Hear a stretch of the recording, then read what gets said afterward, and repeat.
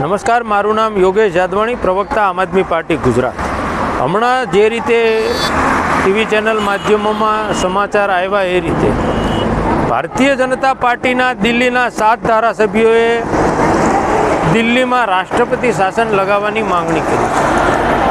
હવે આ એક ઇનોવામાં બેસીને જઈ શકે એટલા ચૂંટાણેલા ભાજપના ધારાસભ્યો દિલ્હીમાં રાષ્ટ્રપતિ શાસનની વાત કયા મોઢે કરી રહ્યા છે એ આપણે સૌને જાણવું અને વિચારવું રહ્યું. કારણ કે દિલ્હીમાં આમ આદમી પાર્ટી પાસે 2/3 બહુમતી છે, એટલે કે 61 જેટલા ધારાસભ્યો છે. મૂળ 70 સીટમાંથી ભારતીય જનતા પાર્ટી પાસે 7 ધારાસભ્યો છે. હવે જે ભારતીય જનતા પાર્ટીના ધારાસભ્યોને એનું કીધેલું એમના વોર્ડના કોર્પોરેટરો માનતા નથી, એના વોર્ડના પ્રમુખો માનતા નથી, ઇવન અધિકારીઓ માનતા નથી, અને બાકી રહ્યું હોય તો એનું શેરીનું કૂતરું એનાથી ભાગતું નથી, અને એના ઘરના કયા પ્રમાણે એના ઘરે એનું શાક બનતું નથી. એ બધા રાષ્ટ્રપતિ શાસનની માંગણી કરી રહ્યા છે.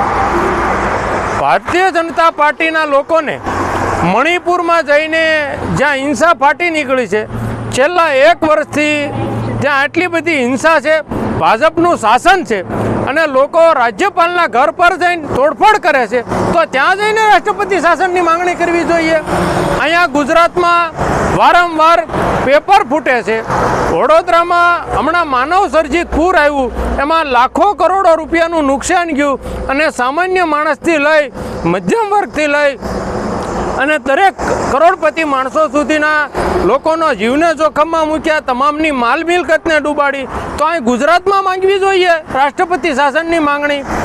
ગુજરાતમાં હજારો લાખો બેરોજગાર યુવાનો આંટા મારી રહ્યા છે. છેલ્લા 30 વર્ષથી ભારતીય જનતા પાર્ટીની સરકાર છે. રાષ્ટ્રપતિ શાસનની તો માંગણી ગુજરાતમાં કરવી જોઈએ.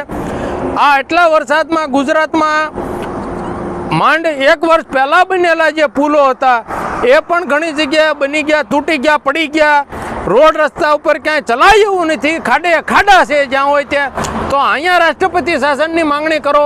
એટલે ભારતીય જનતા પાર્ટીના નફટ લોકોને મારે આ તબક્કે એટલું કહેવાનું છે કે તમે માત્ર ને માત્ર કાંઈ ન કરો તો પણ ચાલશે, પણ આવી બેહુદી માંગણીઓ ન કરો. કારણ કે આમાં તમારી બુદ્ધિ જેવું તો કશું છે નહીં, પણ છતાંય એનું પ્રદર્શન થાય છે. એટલે આવી બધી માંગણીઓ કરવાનું બંધ કરો તો બહુ સારી વાત કહેવાય, અને લોકોના કામ કરો.